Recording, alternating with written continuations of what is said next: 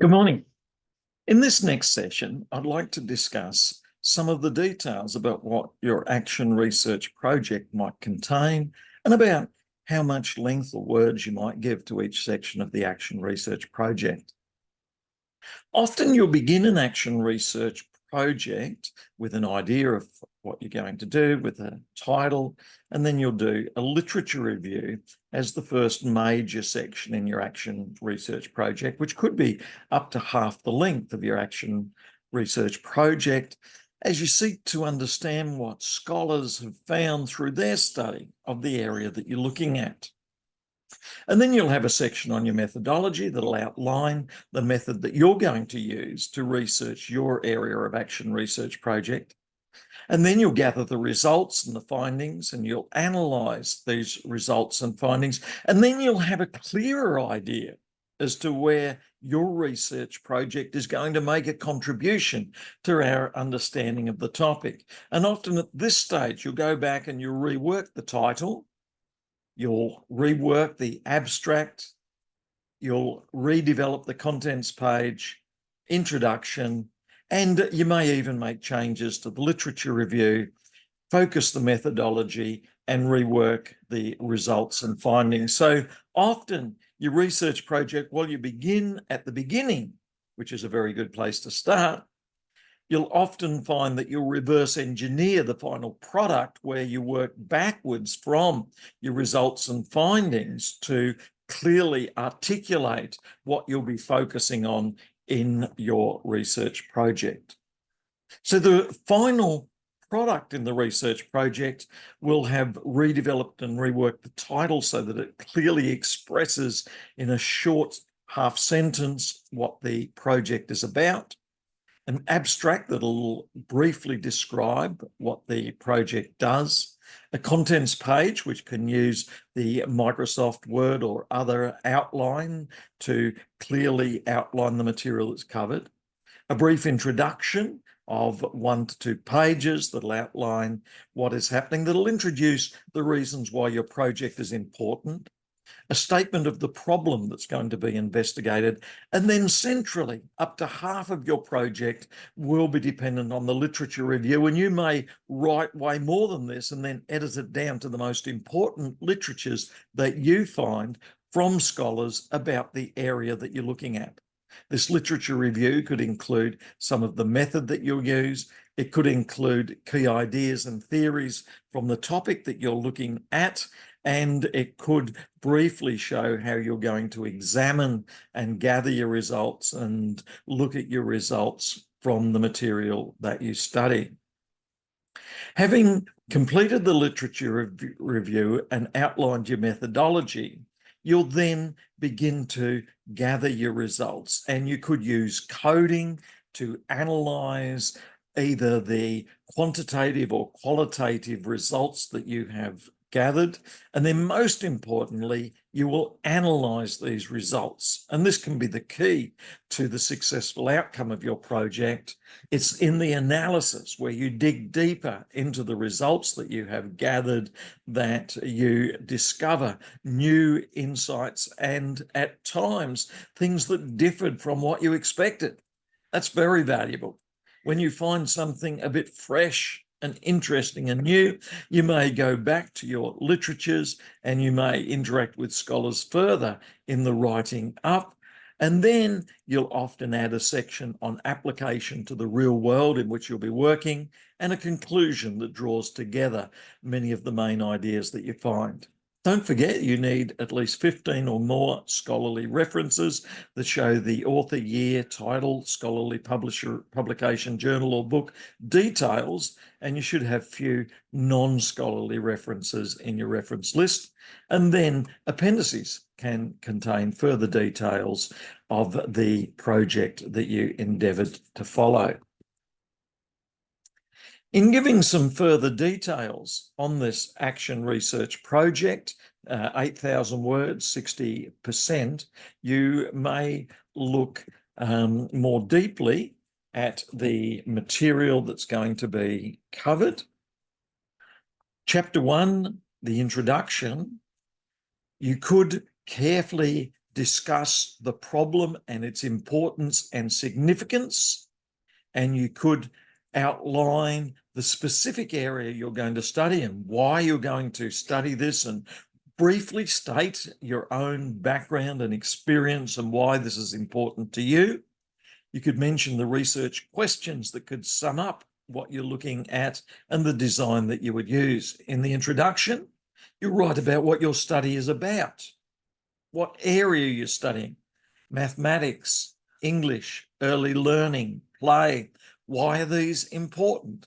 How much do we know about them? And how is your project going to contribute to our understanding? How you'll do the project and why you will do it. It should include a brief identification of the reasons why this problem motivates your study and the study and the goals that you hope to accomplish. Make sure you include a statement about adopting an action research method. And you could include some quotes on what action research is. That is the way in which actions that are taken often bring beneficial change, particularly in education. And it's important that we understand the nature and implications of these actions. A few quotations and references here would be useful. You should include some discussion of what is action research and what is the implication when deciding to use actions and to measure the results of actions. You should briefly mention your research methodology. What is the method of study that you're going to be used, and how will it differ from others' methods of study? You should include some mention of the theoretical frameworks that'll inform your study. And there's lots of theoretical frameworks, from sociology to educational methods to psychology, that you could draw upon and quote with. In each of these approaches, there are sub-themes and sub-areas of study and other theoretical frameworks as well. You'll only just identify these briefly in your introduction, and you'll go into them in more detail in your literature review chapter, which could comprise up to half of your assignment. These theoretical frameworks and some preliminary studies are related to attempting to answer the questions that your study is going to look at. How you're going to address these questions will be important, and how you're going to avoid the ways that you could be led astray to other ways of looking at the project could also be considered. As I've said a few times, the major focus and a major determinant of your success will be how well you have looked at the literature written by other scholars who studied the area that you're looking at. In the literature review, which could be 4,000 out of the 8,000 words or a bit less, you look at what scholars have already discovered about the problem that you're looking at. The introduction to the literatures could outline how you're going to approach the literature review, and it could show the ways you will provide support and show the importance of the theoretical frameworks that are being looked at. Don't forget, you need to focus on the most essential elements of the theoretical frameworks and not just include details about every element. And you could have a footnote or a brief mention or a brief quote of other areas that you're not going to be able to focus on. Don't forget to use the literature review as an opportunity to identify the most important key elements and the most important theoretical frameworks for understanding these elements, and make these implications clear and explicit. State what we'll already know about the problem, and state where the gaps are and how you're going to fill in these gaps and develop further knowledge about them. And then in the middle of your timeline of 8 to 10 to 12 weeks, you'll have fully clarified the methodology that you're going to use, and you'll have gained ethics approval, and you'll outline the approach you're going to use to carry out your research to introduce an action that's going to bring change, going to bring benefits. You'll include here some discussion of the context. That is, what sort of school, what sort of program, how does it fit in with other activities at the school and in the wider state government curriculum or private school curriculum? What are the characteristics of the context that are going to be most important? How do you choose the particular context that is the people to be studied and the way in which you'll study them? What will be your own role as a researcher, and how will you avoid ethical concerns that could be raised? What will be the overall design? How will your research method help you to answer the research questions? And you can quote from those who've written about research methodology and the way it works and the way it's carried out. Particularly important will be participants' recruitments. How will you ensure that you won't be putting pressure on the participants to respond in a certain way? How will you recruit the participants? How will ensure that all the regulations are met? How will you gain permission for these methodologies that you're going to use? And then give details of your plan, your action, your intervention that is hoping to bring benefits to your students. What data will you collect? How and why will you collect it? You will need some very detailed specifications to give justification as to why you're gathering this data and how you're going to analyse this data. Finally, in a methodological check, you'll need to look at how this study is designed to meet the key ideas and tenets of action research, to look at the ways in which actions should bring positive change and how can the success of these actions be measured.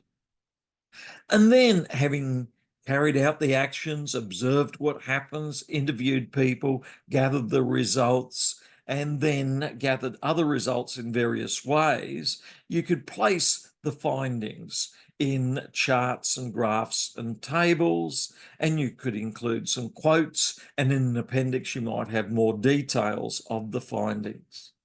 And then you'll move on to the analysis, where you will engage with scholars again. You'll look at what you found, you'll reflect on what you found, and you'll analyse these findings in greater depth. Certainly the literature review and the analysis are the key approaches that need to be carried out well, and when they're carried out well, these will ensure good grades and results will be found. You should include an application section that discusses how you will apply what you have found. And then in your conclusion, you should draw together the major findings of your paper, summarise majorly what has been found. This could be 1 or 2 pages, could be a bit longer. And in the conclusion, you might also mention further areas of research that could be carried out, and you could be careful to mention delimitations, that is, your research does not find much more than you set out to do, much more than your results can show. Don't forget that 15 or more scholarly references will support your work, and Google Scholar and the college library can be used to locate the references that you need. And the appendices can be used to contain further information that won't be able to fit in to the major research project itself. A nice outline of action research projects can be found in the book, A Short Guide to Action Research by Andrew Johnson. And you can find online some further details about what the action research project sets out to do. Johnson makes the point that you need to check with your advisor or teacher or supervisor right from the beginning of your work on your paper that the topic and approach that you are taking is sound and is approved, and you need to make sure that the ethics approval has been gained. And in this subject, we make that part of your first assessment, which is your 2,000 words proposal that includes the literature review.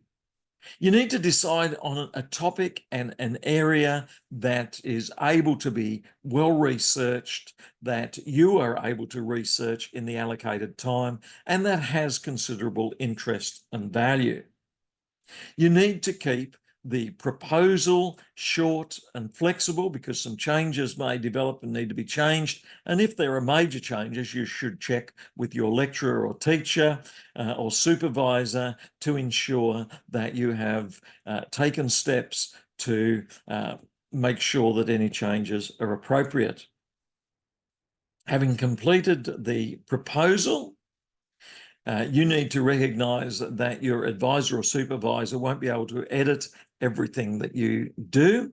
And so there are programs you can use, there are support services that you can use, and you can also develop your own editing skills by looking up what is important in your writing approach so as to improve your editing along the way. As you collect journal articles for your literature review, there will be material that you'll use in the project, but there'll also be some other material that may not fit. I encourage you to keep this as further resources that could be used at future times. As you develop your preliminary outline, you'll have an idea where you're going and how long it will take. And you'll also begin to plan how you'll collect the data and then how you'll examine the data. There are some details here in Johnson's article on the nature of an abstract and what should be included in the introduction. Details also on things you need to focus on in the review of the literature and in the methodology. Details too on how you'll gather the findings, analyse the findings, and then discuss what you find as you analyse these findings in greater depth and you interact with scholars who've written on these areas. And then there are some examples included on ways that you could develop the abstract and also some examples of action research projects. And you'll also find many other examples of action research projects if you go to Google Scholar. And in Google Scholar, you put in action research projects in primary, and you could put in English or mathematics, and you could find examples that you could read through that would give you an understanding of how others have done these projects. I hope this brief outline and introduction has been helpful, that it has shown the rough proportion of words that should be given to each section of the action research project.